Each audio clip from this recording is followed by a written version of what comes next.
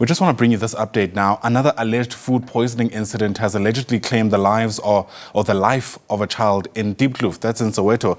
It's understood Siyabonga Ndalemani fell ill after consuming snacks bought from a local spaza shop there yesterday. SABC News Reporter Puseletso Mokoena is in the community and joins us now live. Puseletso, devastating news emerging of yet another fatality related to suspected contaminated food. What can you tell us? Well,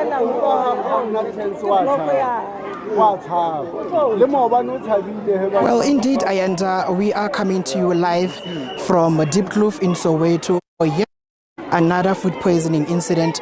You'd remember that just last month, we buried 6 young kids in Naledi in the same township of Soweto. But let me bring in the councillor of the area, Brenda Dami, in this conversation. Councillor, thank you. I remember speaking to you off air, telling me that you were praying so hard and hoping that this sad incident that has been happening in different townships of the country, it doesn't come to your ward. How do you feel now that it has visited your ward? Thank you very much.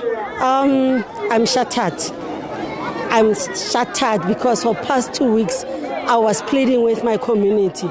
The past 3 days, I even call a public meeting and plead after the announcement and plead with my community to say, please, let's do something. We don't want this to happen anywhere, let alone in our ward. And here it is. The community understood, but this community of Diepkloof, they've been trying to close the shops. But get what? When they go that side and close, this side they open. When they come this side, that side they open. The same shop was closed twice. And the community doesn't understand why is it open. I was speaking with the house owner yesterday because I'm going to repeat this. Community can jump and do whatever they want, but once the house owner doesn't take responsibility and coming from her or him to tell these people that please can you leave my place, that we won't win. We won't win. I heard Mama Maria, I must say Mama Maria 2 weeks ago, who chased these people at a time. And in 2021, she made an affidavit at the police station and went to report many times. There's an agreement that these people must go. You know, he never wanted to move until the community closed. When I went there, community called me and said, Councillor, we've closed the shops.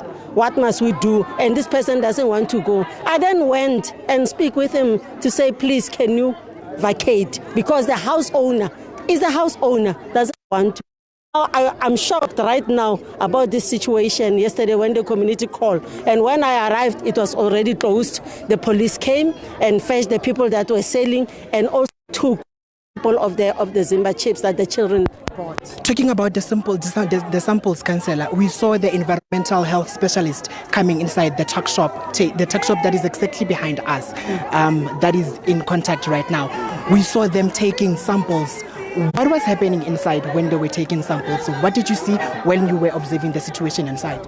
Yes, I had an opportunity to go inside and observe what are they doing. They took samples of all the Zimba chips that were there and the biscuits because they want to test actually what happened. But really, things are, guys, we're not just talking. I was there. Things are not okay.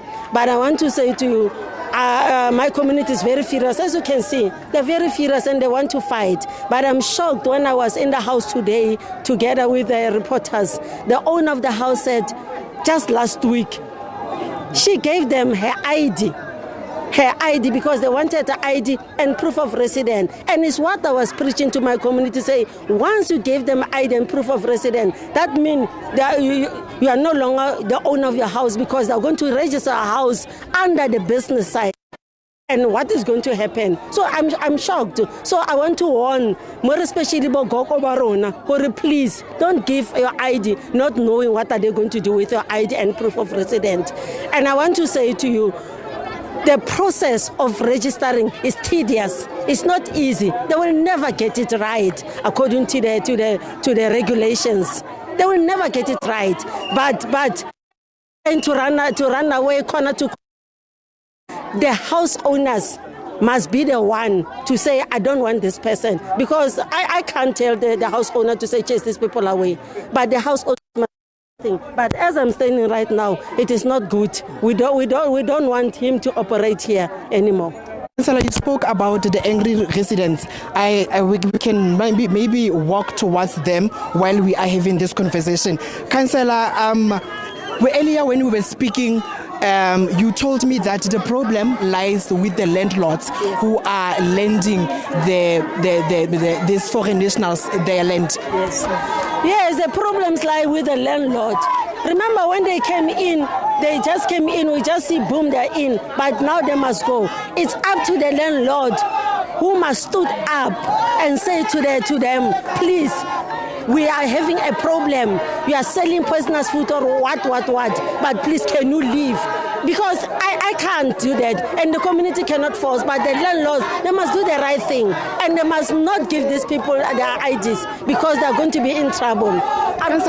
Councillor, you also had the opportunity to speak with the family that is facing this sad incident that happened to their young 5-year-old boy. What are they saying to you? I arrived here before 8.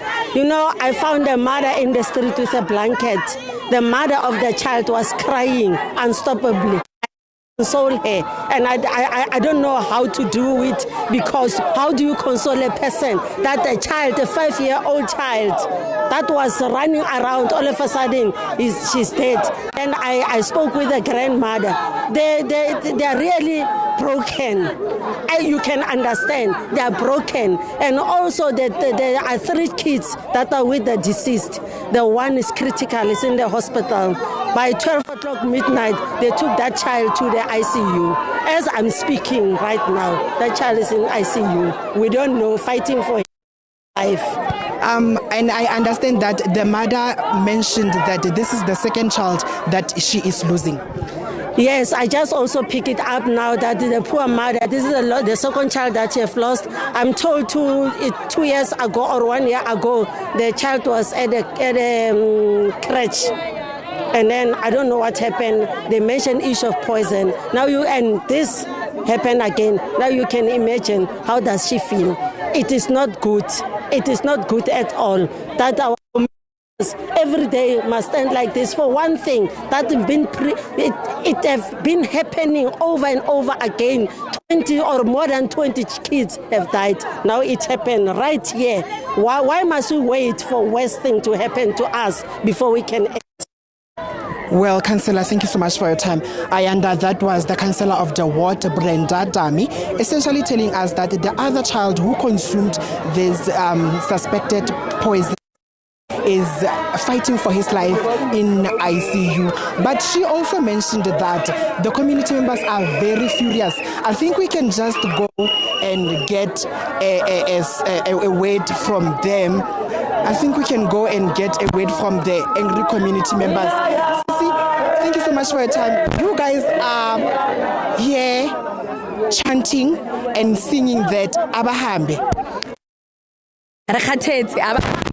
We are sick and tired. How many kids must we bury so that the government can hear, so that our leaders can hear?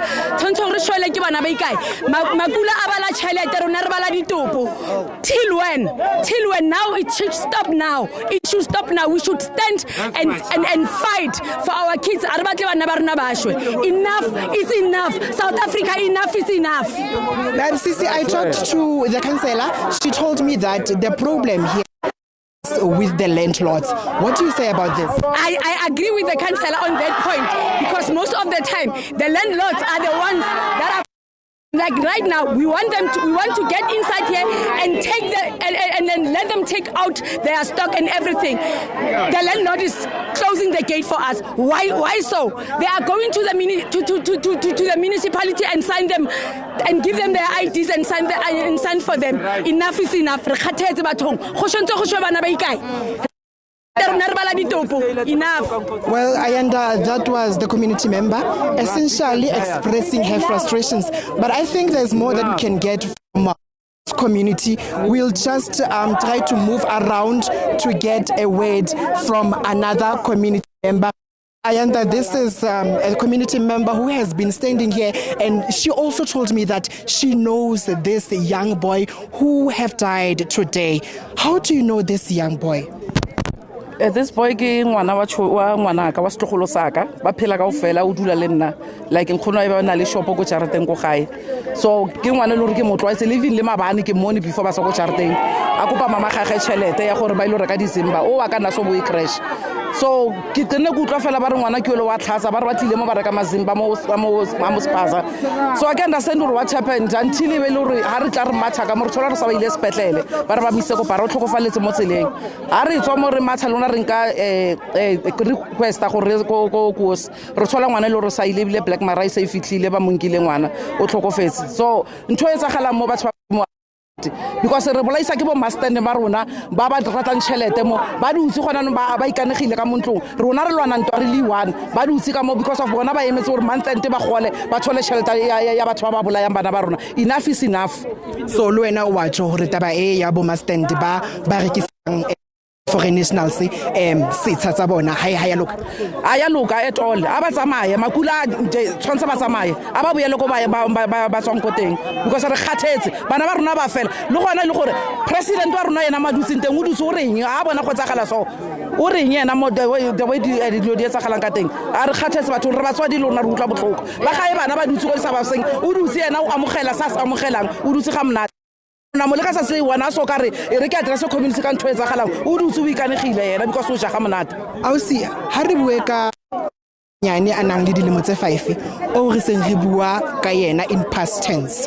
How are you going to let's start, how would you remember him and how are you going to yo ene le ngwana o right o itholetseng wa itse ngwana o sweet o so sweet ngwana o la o those le no ka bua le ena o ra etse eng ke ngwana o thotseng o na kgona gore la o mo roma a etse ntho o mo roma yona a na ka so arabile ka bua le ena o ra etsa ntho e wrong o mo chika o na tlo reng ya tlolisa ke yona ntho ena ka e bua ngwana o le was so sweet so ke yona ntho nka e bua fela go tsamaya batho ba yo a ke tsebile gore ke reng ke fallo le ke mantso. Thank you so much for your time, Ausi. Well, Ayanda, that was a community member essentially telling us that she will remember this boy as a very quiet boy and a respectable one. Well, Ayanda, we also heard that the community members that I've spoken to and their council, they are sharing the same thing of saying that the problem here lies with the landlords who are renting these foreign nationals in their yards. Maybe we can try to get a word from a landlord who is currently in contact. And Ayanda, what we also know is that MEC Lebogang is set to come here to address this community and to get in with the family to speak things through. We will ensure that we are tuning in on that briefing on SABC News. But for now, it's back to you in studio. Ayanda? All right, Puseletso Mokoena had a very lively scene there unfolding in Diepkloof. Lively for all the wrong reasons, of course. We're learning of yet another death related to the sale of these suspected contaminated snacks from a spaza shop. A child having had passed away, we're told, after vomiting yesterday and being rushed to hospital. What's also emerged from some of these engagements that Puseletso had with residents there is that the family who's lost this child actually has another who's currently in ICU, presumably after sharing those same snacks. So all too familiar story with different role players.